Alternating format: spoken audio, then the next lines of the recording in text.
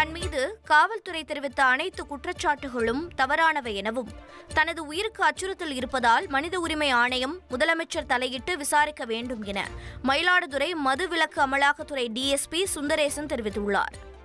சிறப்பாக வேலை செஞ்சுக்கிட்டு இருக்கிறவன் இதுவரைக்கும் நீங்க சொல்ற குற்றச்சாட்டுகள் எல்லாம் என்னால் உயர் அதிகாரிகளால் பழிவாங்கப்பட்டது. 2005 2010 சத்தியமா சொல்றேன் சார், அந்த மாதிரி ஒரு இது நிகழ்வு என்னை புனையப்பட்டது. அதெல்லாம் என் மேல சாணி பூசணும்னு சொல்லிட்டு இது மாதிரிலாம் பண்ணிக்கிட்டு இருக்காங்க. சாகலாம் மாட்டேன் sir. I am not a covert officer. நீங்க என்ன வேணா பண்ணுங்க, என்ன வேணா செய்யுங்க.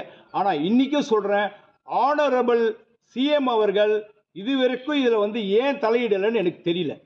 ஒருத்தர் இறந்து போன பிறகு ஸ்டேட் ஹியூமன் ரைட்ஸ் கமிஷன் விசாரிக்கிறது, நேஷனல் ஹியூமன் ரைட்ஸ் கமிஷனில் விசாரிக்கிறதுலாம் கூடாது சார். அவங்களே வரணும் சார்.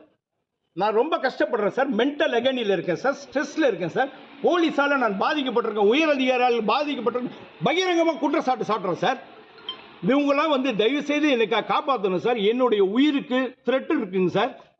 எனக்கு போதுமான பாதுகாப்பு கொடுக்கணுங்க சார்.